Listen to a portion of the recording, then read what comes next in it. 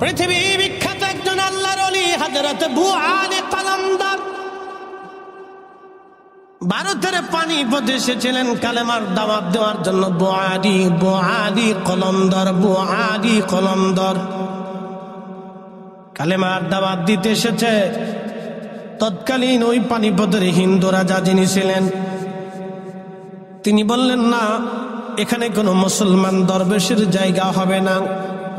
দ্রুত গতিতে এই মুসলমান দরবেশকে এই পানিপথ থেকে তাড়িয়ে দিতে হবে।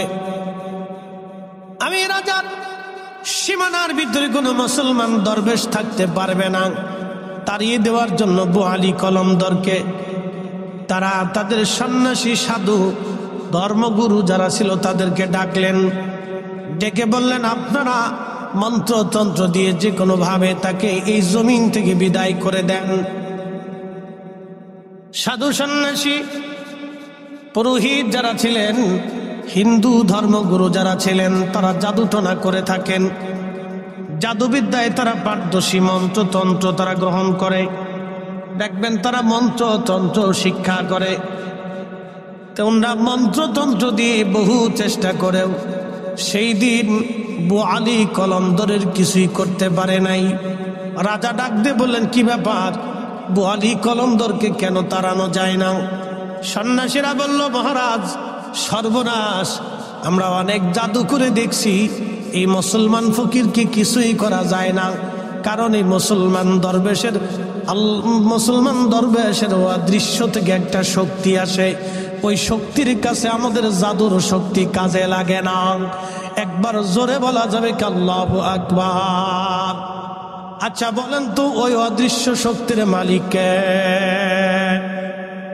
এই যে লাইট জ্বলতেছে, এই লাইটের পিছনে একটা শক্তি কাজ করে। এই শক্তির নাম হলো বিদ্যুৎ। এই বিদ্যুৎ এই শক্তির কাজ করতেছে। বলেন তো, বিদ্যুৎ যিনি বানাইলেন সেই মালিকের নাম কি? একসাথে বলেন আল্লাহ, আরো জোরে বলেন আল্লাহ।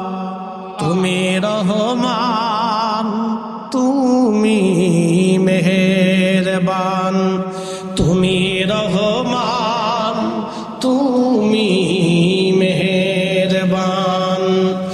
অন্ধ গাহে না শুধু তোমারি গুণগান, অন্ধ গাহে না শুধু তোমারি গুণগান। বুঝেও বুঝে না তবু শান, তুমি রহমান, তুমি মেহেরবান। কখনো তোমাকে যদি ভুলি, হেদায়েতের আলো জেলে নিয় কাছে তুলি। ঠাই দিও প্রিয়তম, ঠাই দিও প্রিয়তম, ওগো মহিয়ান। তুমি রহমান, তুমি মেহেরবান, তুমি রহমান, তুমি মেহেরবান। আল্লাহুম্মা সাল্লি আলা, জবান খুলে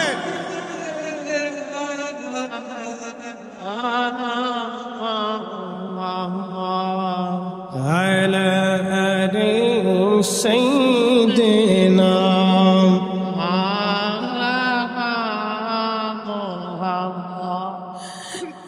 পানিপথের রাজা ডাক দিয়ে বলতেছে, তাহলে সন্ন্যাসীরা বলা ওই অদৃশ্য শক্তি তার থেকে কিভাবে কেড়ে নেওয়া যায়? সন্ন্যাসীরা ডাক দিয়ে বলল, বাদশা নামদার, মুসলমান হারাম খায় না। যদি একবার হারাম খাওয়াইতে পারেন তাহলে ওই শক্তি তার ভিতর থেকে চলে যাবে। মুসলমান কি খায় না? হারাম খায় না। না না, একসাথে বলেন, মুসলমান কি খায় না? আরো জোরে বলেন, মুসলমান কি খায় না? বাবাজি, সারা 2-3 গ্রাম মিলে আগে একটা মসজিদ ছিল, এখন তো পাড়ায় পাড়ায় কোনায় কোনায় মসজিদ, ঠিক কিনা? আগে 2-3 গ্রাম বলে বা বড় একটা গ্রামের একটা মসজিদ ছিল, সবাই ওই মসজিদে নামাজ পড়তে আসতো। মসজিদের ইমাম সাহেবকে বলা হতো মুন্সি সাহেব। কি বলা হতো? মুন্সি। উত্তর দিয়েন, কথা কইেন, কথা কইলে ভালো লাগে, নইলে ভালো লাগে না, তো মনোযোগ দিন। মুন্সি সাহেব, মুন্সি সাহেব এলাকার মুন্সি সাহেব ছিলেন, তিনি একজন ইমাম। আহা, মুন্সি সাহেব পানির মধ্যে সূরা ফাতিহা পড়ে ফু দিছে। ওই পানি আর পানি থাকে নাই, যে নিয়ত করে ফু দিয়েছে ওই নিয়তের গুণে সূরা ফাতিহার বরকতে পানি আল্লাহ ঔষধ বানিয়ে দিয়েছে। কথা কোন ঠিক কিনা? বলে কারণ কি? মুন্সি সাহেবদের জীবনে একটা আমল ছিল, আপনারা জানবেন, কোন বাড়ির মহিলা যদি বেপর্দা চলতো, মুন্সি ওই বাড়ি খাবার খাইতো না। কি কথা কর? মুন্সির নজল ঠিক ছিল। নজল, নজল চিনছেন নি আপনারা? যেটা তেল ফাঁস হয়। এখন আমাদের নজল আছে, নজল গেছে মইরা। কি কথা কর না কেন? নজল কি হয়েছে? নজল গেছে মইরা। নজল মইরা যাওয়ার কারণে আমাদের এই কাল নষ্ট হয়ে গেছে, মুর্দা হয়ে গেছে। যার কারণে সুন্দর করে যদি আমরা পড়ি আলহামদুলিল্লাহি রাব্বিল আলামিন আর রহমানির রহিম মালিক ইয়াউমিদ্দিন,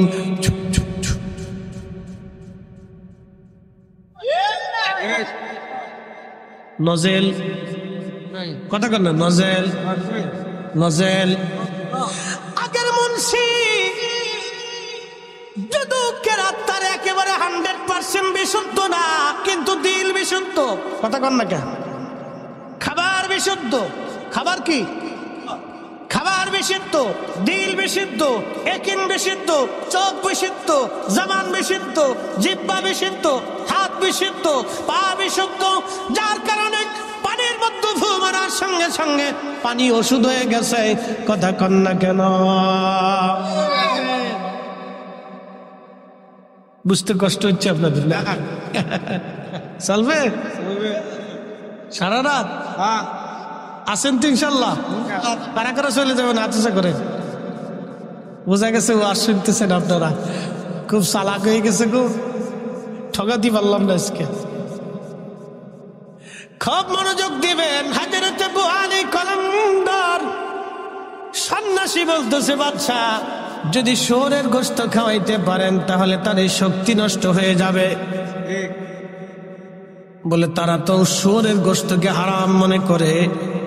বাদশা শুয়োর এনে সুন্দর করে জবাই করে ফ্রাই করে কালাবোনা বানাইয়া খুব জাঁকজমক করে রান্না বান্না করে লোক লস্কর দিয়ে বুআলি কলমদার রহমাতুল্লাহের বর্গায় পাঠাই দিয়েছে। ও ইসলামপুরবাসী শুনে যাবে না, জমিন আল্লাহর ওলিরা কালেমার দাওয়াত নিয়ে আসছে। কথা কন না কেন? ঠিক কিনা? এই জমিনে কালেমার দাওয়াত আল্লাহর ওলিরা দিয়েছে। শাহজালাল আমিনী মুজাররদি কাজা করেছে। আমরা 60 লক্ষ আলেম তা করতে পারি নাই। বলে কারণ কি? এখন আলেম আছে বাংলাদেশে 60 লাখ, দল আছে 30টি। শাহজালালের সময় দল ছিল কয়টা? মত ছিল কয়টা? নীতি ছিল কয়টা? পথ ছিল কয়টা? কোরআন ছিল কয়টা? সুন্নাহ ছিল কয়টা? বিধান ছিল কয়টা? জিহাদ ছিল কয়টা? এখন আমরা দল হয়েছি 30টি, আলেম হয়েছি 60 লাখ। একজন আরেকজনে গুতায়, আরেকজন আরেকজনে গুতায়। কি কথা কন না কা? যার কারণে কোনো কাজ হয়? কোনো কাজ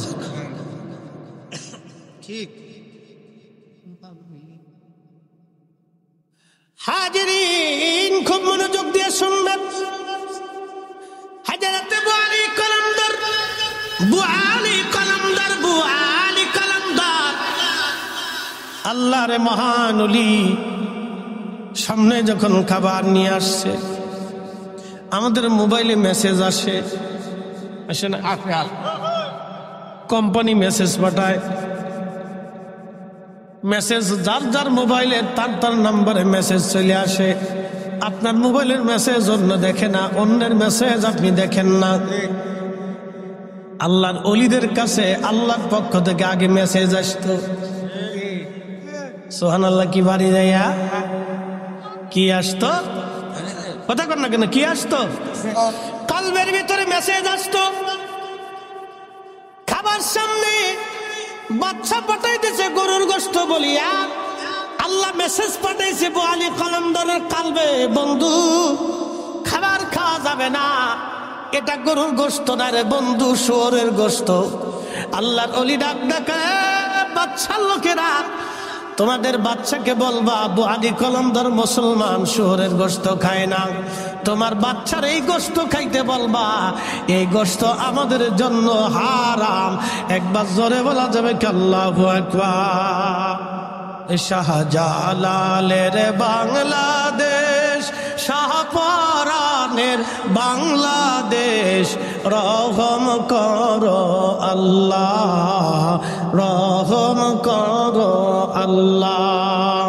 এ ওলি আল্লাহর বাংলাদেশ, শহীদ গাজীর বাংলাদেশ, রহম করো আল্লাহ, রহম করো আল্লাহ। লা ইলাহা ইল্লাল্লাহ, লা ইলাহা ইল্লাল্লাহ, ও লা ইলাহা ইল্লাল্লাহ, লা ইলাহা ইল্লাল্লাহ, লা ইলাহা ইল্লাল্লাহু মুহাম্মাদুর রাসূল সাল্লাল্লাহু আলাইহি ওয়াসাল্লাম। বন্ধুগণ আমার, অনেক দূর পর্যন্ত নিয়ে গেছি, হালালের বিষয়ে আলোচনা করতে করতে নিয়ে চলে গেলাম। বাবাজি, যে দুনিয়াতে আজ আপনি বসে আছেন, আগামী দিন এই দুনিয়ার ভিতর থেকে চলে যে কবরের ঘরে আমাদের জায়গা হয়ে যাবে। আহা, দিলটাকে নরম করে দিবেন মায়েরা, দিলটাকে নরম করে দিবেন। এই গরুস্থানে অনেক কবর স্থান হয়ে গেছে, কত মানুষের দেহ মাটির সাথে মিশে গেছে। একজন মানুষের দম যখন ফুরিয়ে যায়, আমার রব বলতেছেন কুল্লু নাফস, এমন কোন জীবন নাই রে যায়িকাতুল মউত, তার মরণ না আসবে। যখন মরণ এসে যায়, মরণ আসার 24 ঘন্টা পর, 24 ঘন্টা পরে তার পায়খানা রাস্তা দিয়ে একটা পোকা বের হয়ে আসে। 24 ঘন্টায় কিন্তু শরীর ফেটে যায় না, 24 ঘন্টা পরে পায়খানা রাস্তা দিয়ে একটা পোকা বের হয়। এই পোকাটা সারা শরীরের মধ্যে ছড়ায় যায়।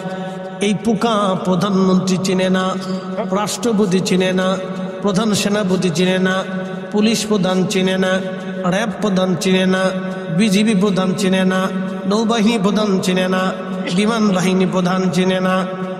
এই পোকাটা ডিবি প্রধান চিনে না, সিআইডি প্রধান চিনে না, এই পোকাটা এনআইসি বলেন, এরপরে আরো যত সংস্থা আছে নিরাপত্তা, কোন নেতাকে এই প্রধান পোকা চিনে না। এলাকার বড় নেতা, আইতে নেতা, ফাইতে নেতা, কোন নেতার এই পোকা চিনে না। কি কথা কন না কেন? বাবাজি, এই পোকাটা যখন মানুষ মারা যায়, পায়খানার রাস্তা দিয়ে বের হয়ে আসে, আহারে সারা শরীর ভরে এই পোকাটা ছড়াইয়া গন্ধ বের হতে থাকে, মারাত্মক বিভৎস গন্ধ। ছেলে তখন বলবে, গ্রামবাসী গো, তাড়াতাড়ি আব্বারে কবরে দিয়ে দেন, গন্ধ বের হয়ে আসছে। গ্রামের লোকজন বলবে, তাড়াতাড়ি কবরে দাও, গন্ধ ছড়ায় গেছে। বাড়ির ঘর থেকে আপনারে নামাইয়া উঠানে নিয়ে আসবে।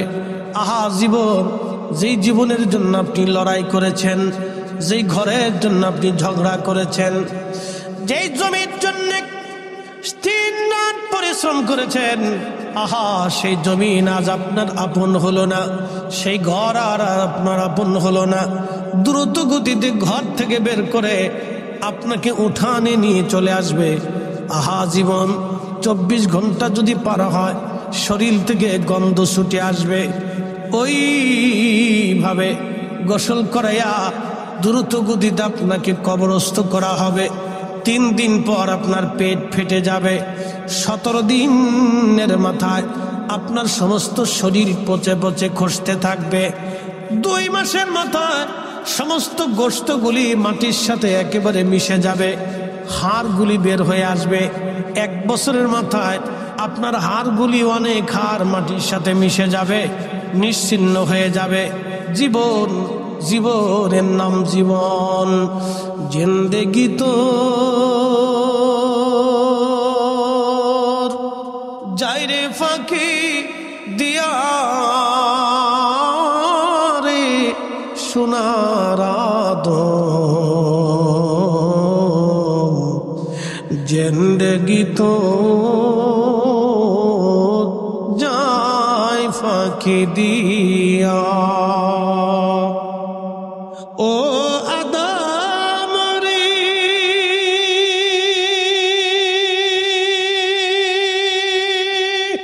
পাক ধরিয়া গেছে দাড়ি, দন্ত মাসে গোটা চারি, সমন জারি গিয়াছে করিয়ার সোনার আদম, জিন্দেগি তোর যায় ফাঁকি দিয়া।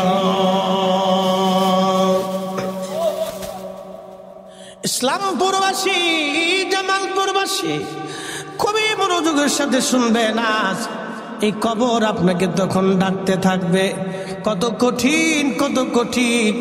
সন্তান আপনাকে বিদায় দিবে, বিবি বিদায় জানাবে, সবাই বিদায় জানাবে, স্ত্রী কান্না করবে। স্বামী বেঁচে থাকলে আমার কোনো চিন্তা ছিল না, ছেলে মেয়ে নিয়ে আমি আজ কেমনে চলবো। ছেলে কাঁদবে আর বলবে আব্বা থাকলে আমার আর কোনো চিন্তা ছিল না, আমার পরীক্ষার টাকা কে দিবে। মেয়ে কাঁদবে, আব্বা আমার শ্বশুর বাড়ি থাকলে আব্বা আমার জন্য খাবার দাবার কাপড় চোপড় নিয়ে যাইতো, কে আমরা আর দেখতে যাবে। আজ সবাই নিজের জন্য কান্না করবে, কিন্তু আপনার জন্য কেউ কাঁদবে না। কথা কন না কেন? এই জন্য কোরআন বলতেছে ইয়া আইয়ুহাল্লাযীনা আমানু লা তুলহিকুম আমওয়ালুকুম ওয়ালা আওলাদুকুম আন যিকরিল্লাহ।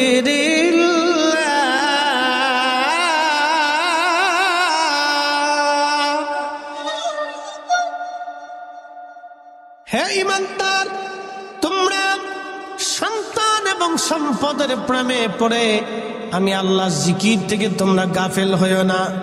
সন্তানের মহব্বতে পড়ে, সম্পদের প্রেমে পড়ে নামাজ ছেড়ে দিও না, রোজা ছেড়ে দিও না, জিকির ছেড়ে দিও না, দুয়া ছেড়ে দিও না, হালাল ছেড়ে দিও না, অন্যায় কাজ করিও না, হালাল ছেড়ে দিও না, হারাম করিও না। বান্দারে, দুনিয়ার মোহে পড়ে আমি সন্তান, তুমি সন্তানের প্রেমে পড়ে আর সম্পদের ভালোবাসায় পড়ে আমি আল্লাহ থেকে জুদা হইও না। যদি হও তাহলে তুমি ক্ষতিগ্রস্ত হবা, বিপদগ্রস্ত হয়ে যাবা। কোরআনে আল্লাহ বলতেছেন ওয়াইয়া ফাআল যালিকা ফাউলাইকা হুমুল খাসিরুন।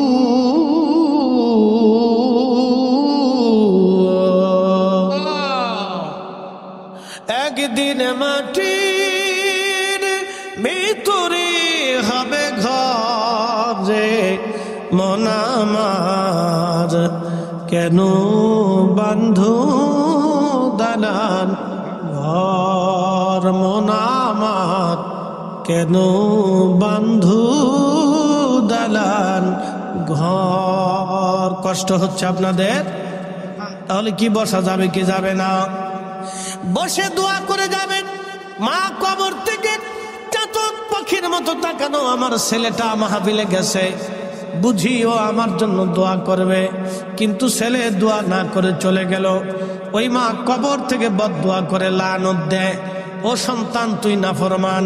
আর আল্লাহর নবী বলেন উম্মত রে, কিয়ামতের ময়দানে যখন সন্তানকে আল্লাহ ডাক দিয়ে বলবে তুমি তোমার পিতা মাতার নাফরমান সন্তান, আল্লাহর কসম করে বলি মদিনার ইমাম আব্দুর রহমান হুজাইফি 40 বছর ধরে এই মদিনার ইমাম শাইখ আব্দুর রহমান হুজাইফি, আহা 40 বছর ধরে মদিনার মসজিদে নামাজ পড়ান। আব্দুর রহমান সুদাইসি শাইখ তিনি মক্কাতে 40 বছর ধরে প্রায় নামাজ পড়ান।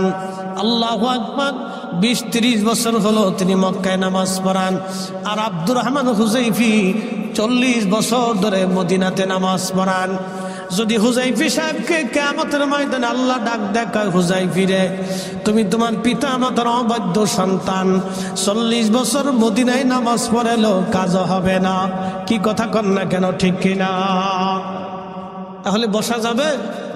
কথা কন না, বসা যাবে? দোয়া করে যাবে? কেউ উঠবেন না, লড়াচড়া করবেন না, একটা লোক উঠবেন না। যদি উঠেন তাহলে আমি অপমান করব। আগে যার চলে যাওয়ার দরকার চলে যান, এখনই সময়, এরপরে কিন্তু উঠতে পারবেন না, বসে থাকতে হবে। আমি লম্বা ওয়াজ করবো না, একবারে সারা রাত দর্শি যে একবারে ফজর পর্যন্ত ঠেকাবো তা কিন্তু না।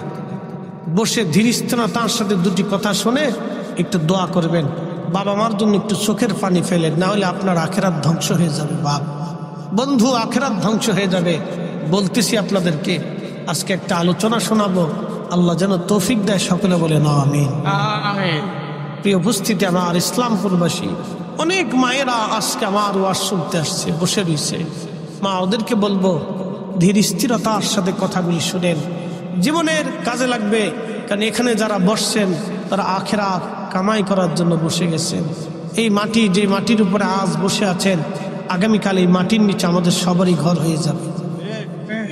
17 দিনের মাথায় আমাদের শরীর পচে যাবে, 2 মাসের মধ্যে হাড় গোশত থেকে আলাদা হয়ে যাবে, 1 বছরের মধ্যে মাটির সাথে মিশে যাবে, কোনো অস্তিত্ব হবে না। বহু রাজা বাদশাহ কবরে চলে গেছে, তাদের কবরে কুত্তা পেশাব করে, কিন্তু ঠেকানোর মতো কোনো সুযোগ নাই। কথা কন ঠিক কিনা?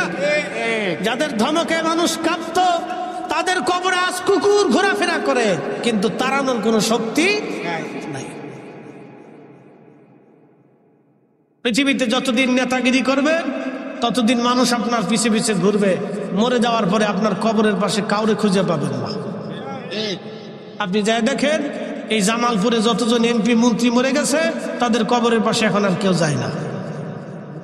কি কথা কন না কেন? বহু চেয়ারম্যান মরে গেছে, তাদের কবরের পাশে আর কেউ যায় না, বলে দিচ্ছে। যেই কাজ করলে আপনার কবরে মানুষ যাবে, দোয়া করবে, সে কাজ করে যেত, সেই কাজ করতে হবে। যেই কাজ করলে আপনার কবরে মানুষ দোয়া করবে, সেই কাজ করতে হবে।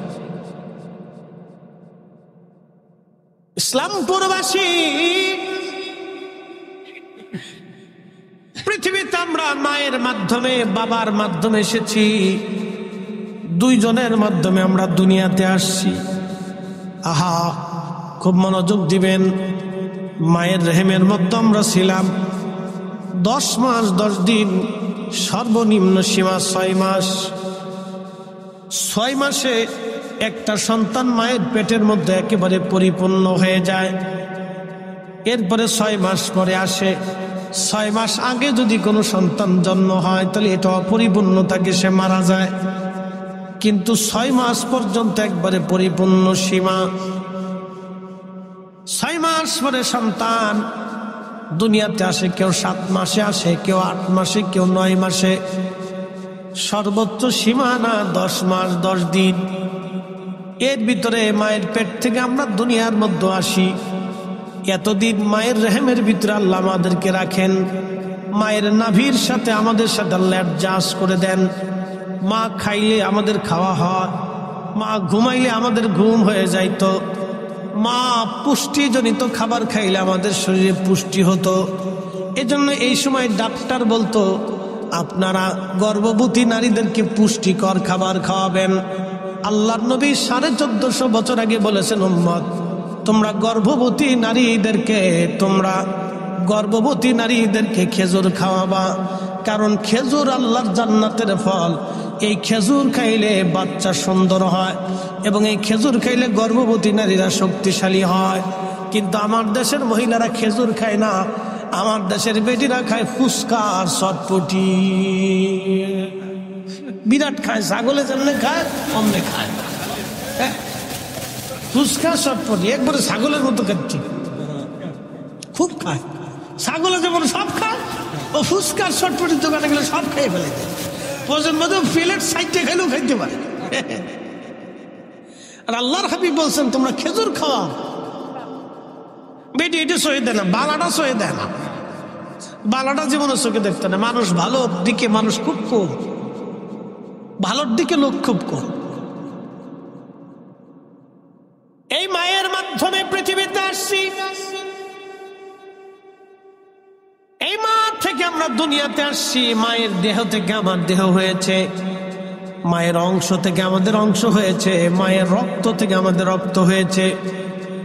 এই জন্য দেখবেন সন্তান মাকে ভুলে গেল, মা সন্তানকে ভুলতে পারে না, কারণ মার দেহের অংশ হলো সন্তান। এই জন্য সন্তানকে মা ভুলতে পারে না, কিন্তু সন্তান মাকে ভুলে যায়। ভুলে না, ভুলে না। এই এখানে মা কবরে চলে গেছে, মা মারা গেছে, এরকম কে কে আছেন হাত উঁচা করেন তো? মা মারা গেছে, শুধু মা মারা গেছে, আব্বার কথা বলিনি, মা মারা গেছে, মা মারা গেছে, এরকম লোক হাত উঁচা করেন। আচ্ছা, হাত নামান, তা তো অনেক লোক, প্রায় 100 লোক হবে। এখন আমি যদি জিজ্ঞেস করি, প্রিয় ভাই আমার, মা মরে গেছে, প্রত্যেক দিন মা আপনার খোঁজ নিত, খাবার খাইছেন কিনা, কখন ঘুমাইছেন, কোথায় গেছেন, বাড়ি ফিরতে রাত হইলে মা আর ঘুমাইতো না, খালি ঘরের মধ্যে ফাইসারি করত, আর ফোন দিত, খোঁজ নিত, আমার খোকা আসে না কেন, কোন জায়গায় গেছে, কি আছে, মা খুব দুশ্চিন্তা করত। আচ্ছা, এখন প্রশ্ন করি, জবাব দিবেন। মা তো আপনারা নিয়ে এত চিন্তা করতেন, মা কবরে চলে গেছে, কবরের পাশে কয়দিন মাসে দাঁড়াইছেন, আমার একটু পরিসংখ্যান দেন তো। মাসে দাঁড়াইছে, মায়ের কবরের পাশে মাসে একবার দাঁড়াইছেন, এরকম কয়জন আছে? মাশাআল্লাহ, এরকম কয়েকজন আছে। তার মানে অধিক লোক আমরা পিতামাতার কবরের পাশে দাঁড়াইতে পারি নাই। আমরা খুব অল্প সংখ্যক লোক পাওয়া গেছে মাসে একদিন। আর মা খোঁজ নিছে আপনার 24 ঘন্টা, আপনি খোঁজ নিলেন মাসে একদিন, তাও খুব কম সংখ্যক। এর অর্থ হচ্ছে out of sight, out of mind. মানুষ চোখের আড়াল হলে মনের আড়াল হয়ে যায়। ঠিক একদিন আপনিও চোখের আড়াল হবেন, আপনার সন্তান এরকম ভুলে যাবে। যদি আপনি দোয়া না করেন, আপনার সন্তানও ভুলে যাবে। যদি আপনার সন্তানকে দোয়া না শিখান, আপনার সন্তান আপনাকে দোয়া বন্ধ করে দিবে। যদি সন্তানকে দোয়া শিক্ষা না দেন, তাহলে সন্তান দোয়া বন্ধ করে দিবে। এই জন্য আমাদের সন্তানদেরকে দোয়া শিখাইতে হবে, দোয়াই বসাইতে হবে, দোয়া করাইতে হবে। কথা বলেন ঠিক না বেটা? দোয়ার দলিল এত লাগবে না, প্র্যাকটিক্যাল শিখাবেন। প্র্যাকটিক্যাল প্র্যাকটিক্যাল লাগবে। যে মুসলমান দোয়া মানে না, হয়তো মুসলমানই না। কি কথা কর না কেন? সে তো মুসলমানের কাতারই আছে। আপনি দলিল চাইতেছেন যে দোয়া করবো, দলিল কি বেটা? দলিল কি চিন্তা কর, তুই মুসলমান এসব কিনে এটা দেখ। নতুন করে আবার মুসলমানই দিয়ে কালমা পড়ায় মুসলমান বানাইতে। দোয়া না মানলে তো আল্লাহ কোরআন অস্বীকার করা হবে। আর কোন ব্যক্তি যদি আল্লাহ কোরআন অস্বীকার করে, সে মুসলমান থাকে না। কথা কর না কেন? কোন ব্যক্তি কোরআন অস্বীকার করলে সে আর মুসলমান। এখন আপনাদেরকে আসে, রাব্বির হামহুমা কামা রাব্বায়ানি সগীরা, এই শব্দ কি আমাদের? কোথাকার? জোরে বলে, আরো জোরে বলে। এই শব্দটা কে বলছে? জোরে বলে। দোয়া কেমনে করতে হবে, কোন বাক্য দিয়ে, কোন শব্দ দিয়ে, আল্লাহ নিজে শিখাইতেছে। তো যেই ছেলে দোয়া মানে না, সে দোয়া করে কখন আর বলে কখন? আপনি আমাকে বলেন। যেই সন্তান দোয়া মানে না, সেই দোয়া করে কখন? আমাকে বলেন, সে কখন করে? আপনাকে বাবা মার হক আদায় করতে হবে। আনিশ করলি, কোরআন বলতেছে আনিশ করলি আমার শুকর করো, ওলি ওলি দায়িক, আমার পরেই তোমরা তোমার পিতামাতার শুকরিয়া আদায় করো, কৃতজ্ঞ হও। আল্লাহ এই জন্য শিখিয়ে দিয়েছেন অকুর রব্বি, এবং বলো রাব্বি রাহমহুমা কামা রাব্বায়ানি সগীরা। এর মর্মার্থ অর্থ বলবো না, মর্মার্থ বুঝিয়ে দিচ্ছে আজকে আল্লাহ কি বুঝাইতে চাইছেন। আপনি সারা জীবন শুধু শুনছেন যে রাব্বি রাহমহুমা কামা রাব্বায়ানি সগীরা, কিন্তু আজকে আল্লাহ কি বুঝাইতে চাইছেন আমি বুঝাই দিচ্ছি। রব আরবি শব্দ, এর অর্থ হচ্ছে লালন পালন করনেওয়ালাকে রব বলে। আল্লাহ নিজে রব, পিতা মাতাকেও আল্লাহ রব বলেছে। রাব্বি রাহমহুমা কামা রাব্বায়ানি সগীরা। ইসলামপুরবাসী আল্লাহ শিখিয়ে দিচ্ছে বান্দারে তুমি সেইভাবে দোয়া করো যেইভাবে তোমার পিতামাতা, তুমি এইভাবে বলো হে রব্বুল আলামিন, আপনি আমার আব্বা আম্মাকে সেইভাবে কবরে জান্নাতে লালন পালন করেন যেইভাবে আমার বাবা মা ছোট্টকালে রব্বায়ানি সগীরা, ছোট্টকালে আমার মা দুলিয়ে দুলিয়ে আমার ঘুম পাড়াইতো। আমার মা আমারে দুলিয়ে দুলিয়ে ঘুম পাড়াইতো। আমার মা আমারে দুধ পান করিয়ে ঘুম পাড়াইতো। আমি সন্তান পেশাব পায়খানা করে দিয়েছি, আমার মা সাথে সাথে আমাকে পরিষ্কার করে বুকের মধ্যে জড়িয়ে ধরে চুমা লাগাইতো।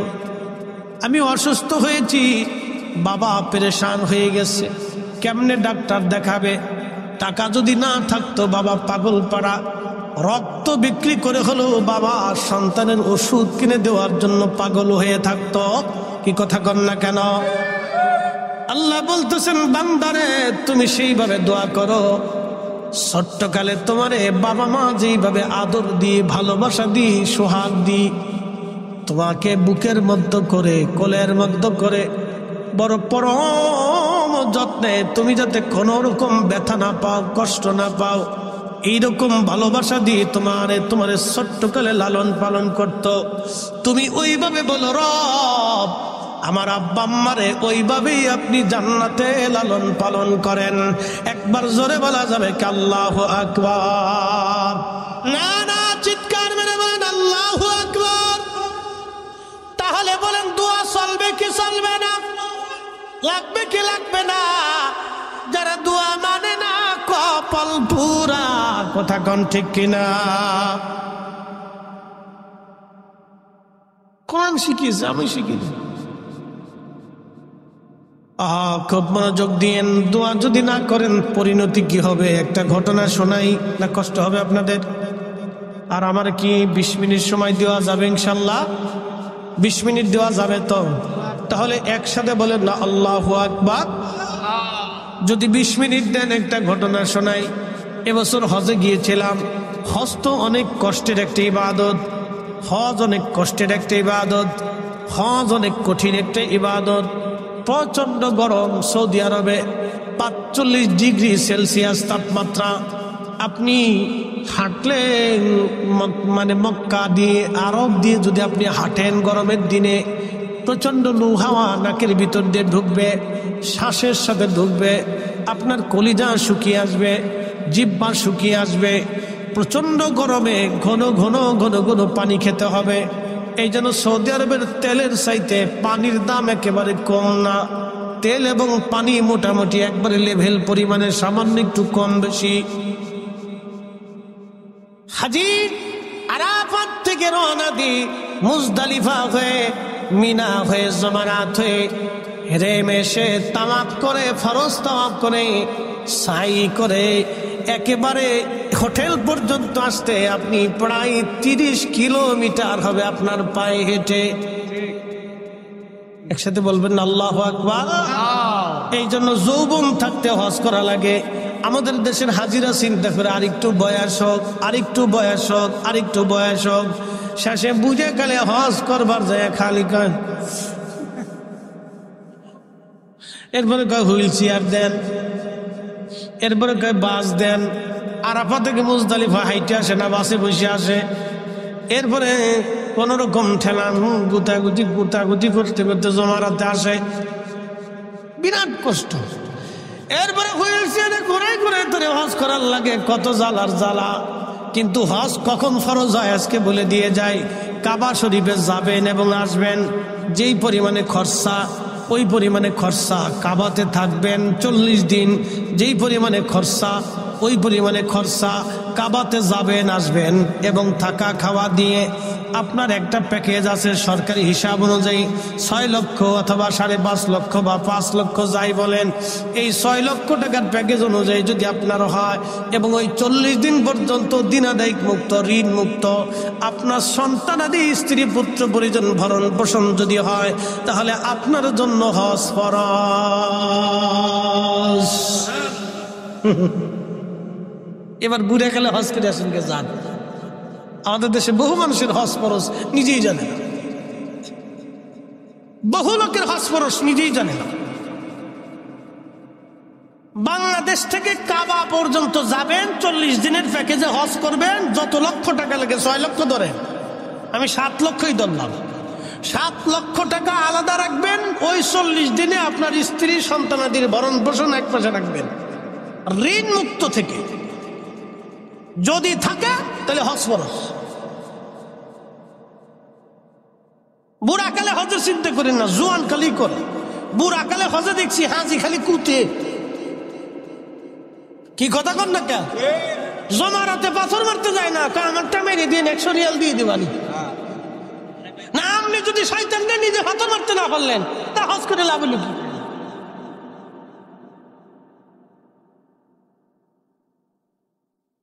খুব মনোযোগ দিবেন। বিশ্ববিখ্যাত ইমাম আল্লামা ইমাম আল ফারাজ ইবনুল জৌজি রাহমাতুল্লাহ আলাইহি একটা কিতাব লিখেছেন উলুল হিকায়াত। 900 বছর আগের এই কিতাব একটা ঘটনা লেখেন। আল্লাহর একজন মহান ওলি, তার নাম হযরতে মালিক ইবনে দিনার আল ইরাকি আল বসরি। তিনি হজ করার জন্য মক্কায় গেলেন, হজ শেষ করলেন। শেষ করার পরে হজের যাবতীয় অনুষ্ঠানাদি শেষ হলো। শেষ হয়ে যাওয়ার পরে তিনি আল্লাহর দরবারে কাবায় বসে দোয়া করলেন, ইয়া রাব্বি, আপনি দয়া করে আমাকে দেখায় দেন কার হজ হলো কারটা হলো না, আপনি দয়া করে বলে দেন। হযরত মালিক ইবনে দিনার আল ইরাকি রাহমাতুল্লাহ আলাইহিকে আল্লাহ স্বপ্নের ঘরে দেখাইলেন, মালিক রে, আমি সবার হজ কবুল করেছি, সবার জীবনের গুনাহ মাফ করেছি, কিন্তু একজনের গুনাহ মাফ করি নাই, একজনের হজ আমি আল্লাহ কবুল করি নাই। সবাইরে মাফ করছি কিন্তু একজনরে করি নাই। মালিক ইবনে দিনার আল ইরাকি বসরি চিন্তায় পড়ে গেলেন, হাই হাই হাই, সবার ক্ষমা হলো কিন্তু একজনের হলো না। সে একজন লোকটাকে, এক লোকটাকে এটা দেখতে। পরের দিন আবার হেরেমে বসছে, হেরেমে বসে আবার কাঁদতেছে, আল্লাহ, ওই একটা লোক কি? আমি যদি হই তা আমি মালিকের জীবন বরবাদ, আল্লাহ আপনি দয়া করে বলে দেন। পরের রাত্রি আল্লাহ আবার স্বপ্নে বলতেছেন, মালিক রে, সবাইরে মাফ করছি কিন্তু একজনকে করি নাই। সে একজনের নাম হচ্ছে মুহাম্মদ ইবনে হারুন সমরকন্দি। সমরকন্দে তার বাড়ি। সমরকন্দ কোথায় আমি বলে দিই, বাংলাদেশ, ভারত, পাকিস্তান, আফগানিস্তান, তারপরের দেশের নাম উজবেকিস্তান। এই উজবেকিস্তানেই হচ্ছে বুখারা থেকে 3 মাইল দূরে সমরকন্দ। বাংলাদেশ, ভারত, পাকিস্তান, আফগানিস্তান, এরপর উজবেকিস্তান। এই উজবেকিস্তানের ভিতরে পড়ছে সমরকন্দ। তো তার নাম মুহাম্মদ ইবনে হারুন সমরকন্দি। তো মালিক ইবনে দিনার স্বপ্ন দেখার পরে সকালবেলা ঘুম থেকে উঠলেন, তাহাজ্জুদের সময় উঠলেন, উঠে তাহাজ্জুদ পড়লেন, হেরেমে নামাজ পড়লেন। নামাজ শেষ করে ফজরের নামাজ কমপ্লিট করে তাসবিহ তাহলিল করে মালিক ইবনে দিনার রাহমাতুল্লাহ আলাইহি আহলুল মক্কা যারা ছিলেন, মক্কার বাসিন্দা, তাদেরকে বলেন, হে মক্কাবাসী, তোমরা কি মুহাম্মদ ইবনে হারুন সমরকন্দি নামক কাউকে চেনো? মক্কাবাসী কা, হ্যাঁ আমরা তার চিনি। সে লোকটা কোথায়? বলে সে লোকটা অনেক বড় বুজুর্গ, আজকে 40 বছর ধরে হেরেমে মাকামে ইব্রাহিমে সারা রাত আল্লাহর ইবাদত করে। একসাথে বলবেন আল্লাহু আকবার। এ বাবাজি কত বছর? জোরে কান, জোরে জোরে জোরে। কোন জায়গায় ইবাদত করে? মাকামে ইব্রাহিমে, যেখানে নামাজ পড়লে গুনাহ মাফ হয়ে যায়, যেখানে দোয়া করলে কবুল হয়ে যায়, সেইখানে 40 বছর ধরে সারা রাত ইবাদত করে, কিন্তু আল্লাহ তারে মাফ করে নেয়।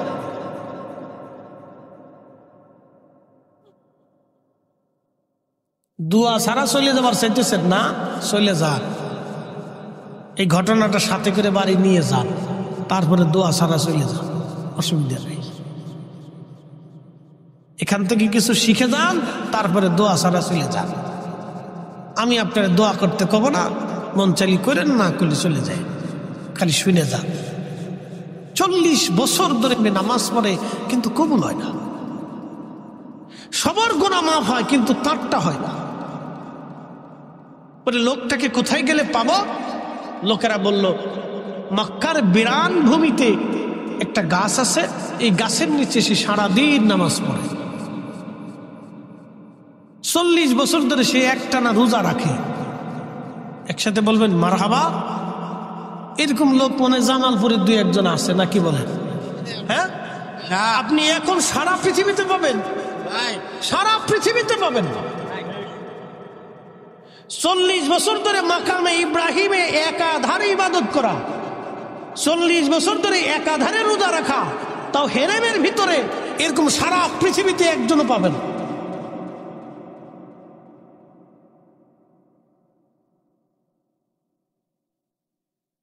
হাজরাতে মালিক ইবনে দিনার বললেন লোকটাকে কোথায় গেলে পাবো বলো? লোকেরা বলল হুজুর বিরান ভূমিতে চলে যান। লোকেরা বিরান ভূমিতে যায় দেখ, হযরতে মালিক ইবনে দিনার বিরান ভূমিতে চলে গেলেন। যায় দেখতেছে গাছের নিচে দাঁড়িয়ে দাঁড়িয়ে খুব ধীর স্থির ভাবে একজন ভদ্রলোক নামাজ পড়ে। তার ডান হাত একেবারে কাটা, ডান হাত তার নাই। সে নামাজ পড়তেছে কিন্তু ডান হাত তার কাটা। মালিক ইবনে দিনার আল ইরাকি সালাম দিয়ে চুপচাপ বসে গেলেন। বসে যাওয়ার পরে ওই লোকটার নামাজ শেষ হয়ে গেল। মালিক ইবনে দিনার বললেন, হে আল্লাহর বান্দা, তোমার নাম কি? মুহাম্মদ ইবনে হারুন সমরকন্দি। লোকটা বলল, হুজুর আমার নাম মুহাম্মদ ইবনে হারুন সমরকন্দি। বলে হুজুর আপনার নাম কি? বলে আমার নাম মালিক ইবনে দিনার আল ইরাকি আল বসরি। বলতেছে হুজুর আমি আপনার নাম শুনেছি, আপনি এই জমানার মস্ত বড় একজন আল্লাহর ওলি। জোরে জোরে বলবেন কি মারহাবা।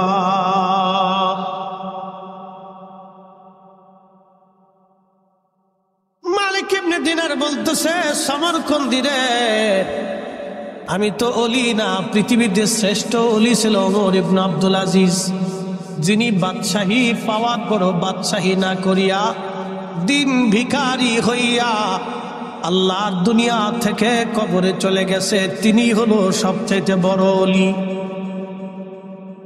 তবে ডাক দেখা, হুজুর কি জন্য আপনি আমার কাছে আসছেন?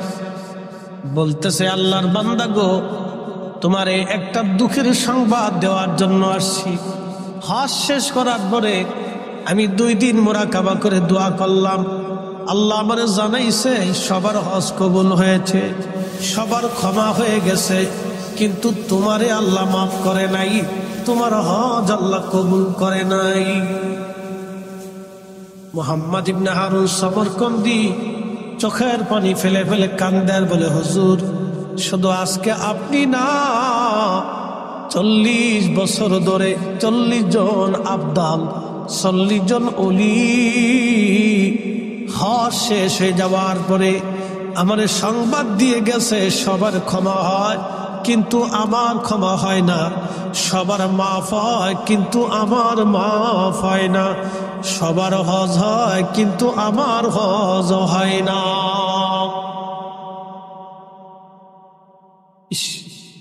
বলতেছে হুজুর 40 জন আবদাল 40 বছরে একই সংবাদ দিয়ে গেল।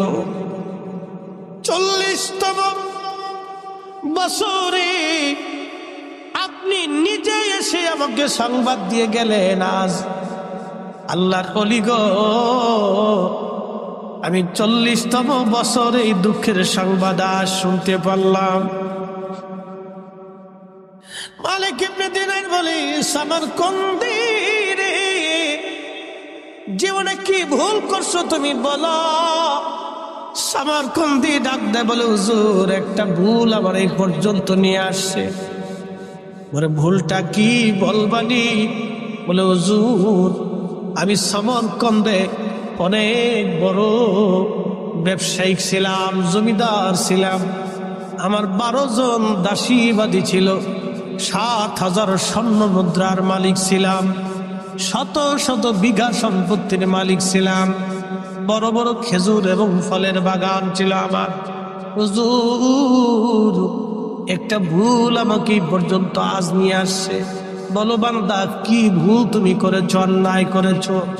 লোকটা কান্দে আর বলে, হুজুর, শাবানের শেষ রজনী, প্রবাহে রমজান আসবে, শাবানের 30 তারিখ যায় রাত্রিবেলা, শাবানের 29 তারিখ যায় রাত্রিবেলা, শাবানের শেষ রজনী। সমস্ত মানুষ রোজার জন্য প্রস্তুতি নিতে লাগলো। আমি তবে নেশাগ্রস্ত ছিলাম, মদ পান করতাম। আমি মদ পান করে হেলে হেলে দুলে দুলে বাড়ি পৌঁছাইলাম।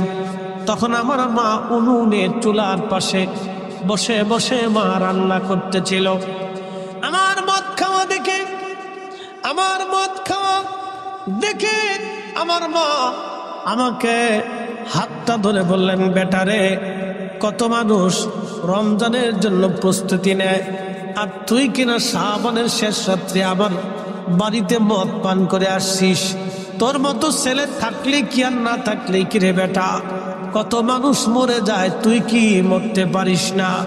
মা যখন কর্কশ ভাষায় আমাকে ধমক দিয়ে কথা বলল, হুজুর, আমারে শয়তানে পেয়ে বসলো। আমি কঠিন রাগ করে মার মুখের মধ্যে থাপ্পড়ার ঘুষি মারতে লাগলাম। ইসলামপুরবাসী এই দেশে হাজার হাজার যুবক আছে যারা মাকে মারে, বাবাকে গালি দেয়। কি কথা বলেন, ঠিক কিনা?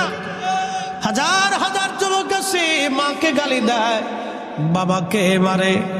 সমরকন্দি কেঁদে বললেন, হুজুর, আমি আমার মারে মারতে লাগলাম। মা আমাকে আরো বকাঝকা শুরু করলেন। যখন মা উত্তেজিত বেশি হলেন, আমি আমার বৃদ্ধ মারে জাপটিয়ে ধরে আমি জড়িয়ে ধরে নিয়ে আগুনের চুলার মধ্যে মাকে উনুনের মধ্যে আমি ফেলে দিলাম। আমার স্ত্রী আমারে ধাক্কাইয়া আমারে ঘরের মধ্যে এনে দরজা বন্ধ করে দিল। আর সকালবেলা আমার নেশার ঘোর যখন কেটে গেল, আমি দরজা খুলতে গেলাম। স্ত্রীকে বললাম, বিবিরে, দরজা কে লাগাইছে, দরজা খোলো। আমার স্ত্রী কর্কশ ভাষায় বলল, তোমার মতো নাফরমানের সঙ্গে সংসার করার চাইতে চলে যাওয়া আমার অনেক ভালো। আমি বললাম, বিবিরে কি হয়েছে বল। বিবি ডাক দেখায়, স্বামীরে, কালকে রাত্রিবেলা নেশাগ্রস্ত অবস্থায় তুমি তোমার কলিজার টুকরা মা, জন্মদাতা মারে তুমি মেরে ফেলছো, আগুনের মধ্যে পোড়ায় মারছো। তোমার মতো নাফরমানের সঙ্গে আমার আর সংসার হবে না। হুজুর, আমি দৌড়াইয়া উনুনের পাশে চুলার পাশে যায় দেখি মা দুনিয়াতে নাই রে। মা পুড়ে পুড়ে শরীর কয়লার মতো কালা হয়ে গেছে। আমি মারে নিয়ে কাঁদতে লাগলাম। করলাম কি, সর্বনাশ হয়ে গেছে আমার জীবনে। করলাম কি, সর্বনাশ হয়ে গেছে। করলাম কি, মহা সর্বনাশ আমার জীবনে হয়ে গেল। হুজুর, মায়েরে কাফন দাফন করলাম।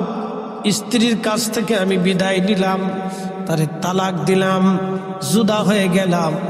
12 জন দাসীবাদী ছিল, তাদেরকে আজাদ করে দিলাম। যদি আল্লাহ আমারে মাফ করে দেয়, 7,000 স্বর্ণ মুদ্রা ছিল, আমি সব গরিব মানুষ ডেকে নিয়ে দান করে দিলাম, যদি আল্লাহ মাফ করে দেয়। তারপরেও আমার মন মানে না, সমস্ত সম্পদগুলি যা ছিল সব গরিব মানুষ ডেকে ডেকে সম্পদগুলি সব বন্টন করে দিলাম, যদি আল্লাহ আমারে মাফ করে দেয়। হুজুর তারপরেও মন মানে না, হাত দিয়ে একটা কোরাল নিলাম, কোরাল নিয়ে বললাম, হাত রে তুই ডান হাত আমার এই হাত দিয়ে মাকে মেরেছিলাম, চিন্তা করলাম ওই হাত আর আমি রাখবো না, আমি বাম হাত দিয়ে কোরাল দিয়ে কুবায় কুবায় ডান হাত কেটে ফেলে দিলাম, যদি আল্লাহ মাফ করে দেয়। তারপরে হুজুর মন আমার মানে না, পাগল পাড়া হইয়া সুদূর সমরকন্দ উজবেকিস্তান থেকে রওনা হলাম। মক্কাতুল মুকাররমায় এসে 40 বছর ধরে মাকামে ইব্রাহিমে নামাজ পড়ি, কান্নাকাটি করি, খুদার ঘর ধরে কান্দি, 40 বছর ধরে কান্দি, 40 বছর ধরে সারাদিন রোজা রাখি, 40 দিন পর পর একবেলা পেট ভরে খাবার খাই, বাকি 40 দিন খেজুর খেয়ে পানি খেয়ে বেঁচে থাকি। 40 বছরে কত হাজির গুনাহ মাফ হলো, আমার গুনাহ মাফ হলো না। 40 বছর ধরে কত হাজির দোয়া কবুল হলো, আমার দোয়া কবুল হলো না। ইমাম জাওজি লিখতেছেন, মালিক ইবনে দিনার চোখের পানি ছেড়ে ছেড়ে কাঁদার বলে, আল্লাহর বান্দা করলি কি রে, করলি কি, করলি কি, এত বড় অপরাধ তোরে কে মাফ করবে বল, কে তোকে ক্ষমা করবে, করছিস কি, জীবনের এত বড় সর্বনাশ, কি করে তোর ক্ষমা হবে। তখনই সামরকন্দি হাত বাড়াই দিছে। ইমাম জৌজি লিখতেছেন, 2 হাত বাড়াইয়া আল্লাহর দরবারে বিনয় বিনয় বলতেছে, ও রব্বে কারীম, তুমি বিপদ অবসরণকারী, মুসিবত দূর করনেওয়ালা আল্লাহ, তুমি ছাড়া আর কোন রব আমার নাই। আমি একটা ভুল করে 40 বছর ধরে আমি কাঁদতেছি, 40 বছরে তোমার দয়া হয় নাই আল্লাহ। আমি একটা ভুল করে 40 বছর ধরে মাকামে ইব্রাহিমে কাঁদতেছি আল্লাহ, তারপরেও তোমার দয়া হয় নাই আল্লাহ। আমি একটা ভুল করে 40 বছর ধরে রোজা রেখে রেখে কাঁদতেছি, তারপরেও তোমার দয়া হয় নাই আল্লাহ।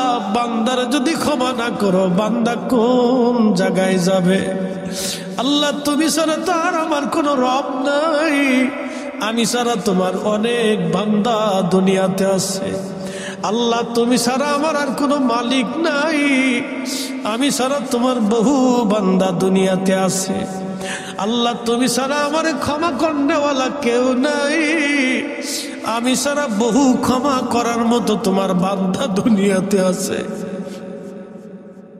এইভাবে বিনয় বিনয় করে কাকুতি মিনতি দিয়ে 2 হাত বাড়ায় বাড়ায় কাঁদতেছিল। মালিক ইবনে দিনার বলেন, আমি চলে আসলাম মুসাফির খানায়। মুসাফির খানায় আসিয়া রাত্রিবেলা ঘুমাইতেছি, স্বপ্নের ঘরে দেখি রাহমাতুল লিল আলামিন আমার নবীজি তশরিফ এনেছে। একবার জোরে বলে যাবা কি ইয়া রাসূলুল্লাহ। ইসলামপুরবাসী নবীজি আমার স্বপ্নে এসে বলতেছে, মালিক কে তোমাকে আল্লাহর রহমত থেকে বান্দাকে জুদা করতে অনুমতি দিয়েছে বলা? তুমি যে বললা আল্লাহ ক্ষমা করবে না, কে তোমাকে শিখিয়েছে? একসাথে জোরে বলেন আল্লাহু আকবার। কুরআন বলতেছে, কুল ইয়া ইবাদিয়াল্লাযীনা আসরাফু আলা আনফুসিহিম লা তাকুনাতু মির রাহমাতিল্লাহ।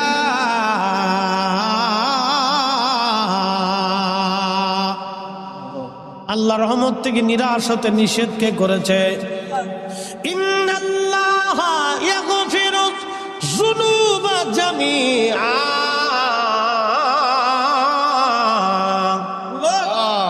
নিশ্চয় আমি রব তোমাদের যাবতীয় সমস্ত গুনাহগুলি আমি মাফ করে দেব। এবার বলেন, মাপ চাইতে হলে, মাপ পাইতে হলে মাপ চাইতে হবে। মাপ পাইতে হলে, জোরে বলেন, মাপ পাইতে হলে মাপ। সবরকন্দি কয় হাত বাড়াইছে? জোরে বলেন, কয় হাত বাড়ায় কার কাছে মুনাজাত করছে? কার কাছে? 40 বছর ধরে করলো, কবুল হলো না, কিন্তু শেষের দিনের মুনাজাত আল্লাহ কবুল করে ফেললেন। এই জন্য কোন দিনের দোয়া কবুল হবে আমরা জানি না, এই জন্য আমরা দোয়া ছাড়বো না। কথা কন ঠিক কিনা? দোয়া ছাড়া যাবে? দোয়া ভোলা যাবে?